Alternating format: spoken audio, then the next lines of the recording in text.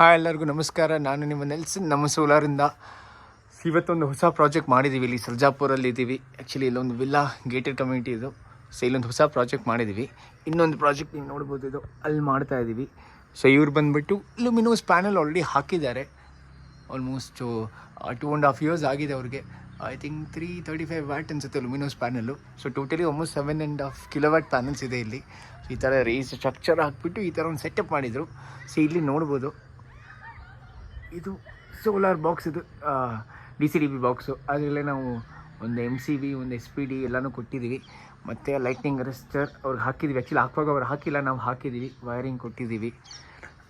So ಇಲ್ಲಿ ಬಂದು ಅವ್ರಿಗೆ ಒಂದು ಲುಮಿನೋಸ್ಗೆ ಸೆಟಪ್ ಮಾಡಿದರು. ನಾವೇನು ಮಾಡಿದ್ವಿ ನೋಡಿ, ಇದು ಅವ್ರ ಎಕ್ಸಿಸ್ಟಿಂಗ್ ಸಿಸ್ಟಮ್ ಇತ್ತು ಲುಮಿನೋಸ್ಗೆ. ಬಿಫೋರ್ ಆಫ್ಟರ್ ಫೋಟೋ ಹಾಕ್ತೀನಿ. ಅದನ್ನು ನಾವು ತೆಗೆದುಬಿಟ್ಟು ಆಲ್ಮೋಸ್ಟ್ 200 AH ಬ್ಯಾಟ್ರಿ 8 ಹಾಕಿದ್ದಾರೆ.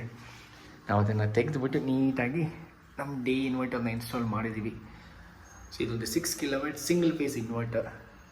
ಸೊ 2 ಇನ್ವರ್ಟರ್ ಇನ್ಸ್ಟಾಲ್ ಮಾಡಿದ್ದೀವಿ. ಮತ್ತು ಇದು ನೋಡಿಬಿಡಿ, ಈ ಲೋಕಲ್ ವೈರ್ ನೋಡಿ, ಇದು ಪ್ಯಾರಲಲ್ ಕನೆಕ್ಷನ್ ಇದಕ್ಕೂ. ಇದು ಬಂದು ACDB ಬಾಕ್ಸ್ ಅವ್ರಿಗೊಂದು ಚೇಂಜ್ ಓವರ್ ಸ್ವಿಚ್ ಕೊಟ್ಟಿದ್ದೀವಿ.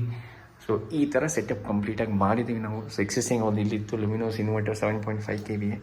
ಅದನ್ನು ತೆಗೆದುಬಿಟ್ಟು ನಮ್ಮದು ಡೇ ಇದು inverter 6 kW single phase 2 parallel ಮಾಡಿದ್ದೀವಿ. ಸೊ ಇದು ಆಲ್ಮೋಸ್ಟ್ 2.5 year ಓಲ್ಡ್ ಇದೆ. ಸೊ ನೆಕ್ಸ್ಟ್ ಇಷ್ಟು ಜಾಗ ಇದೆ ನೋಡಿ, ಇದು ರಿಪ್ಲೇಸ್ ಆಗಿ ಇಲ್ಲೇ 2 ಬ್ಯಾಟ್ರಿ ಬರುತ್ತೆ. ಸೊ ಆಲ್ಮೋಸ್ಟ್ 10 kWh ಸ್ಟೋರೇಜ್ ಇದೆ. ಸೊ 2 ಬ್ಯಾಟ್ರಿ, ಇಲ್ಲೊಂದು ಬ್ಯಾಟ್ರಿ, 10 kWh ಸ್ಟೋರೇಜ್, ಇಷ್ಟರಲ್ಲಿ ಮುಗಿದೋಗುತ್ತೆ.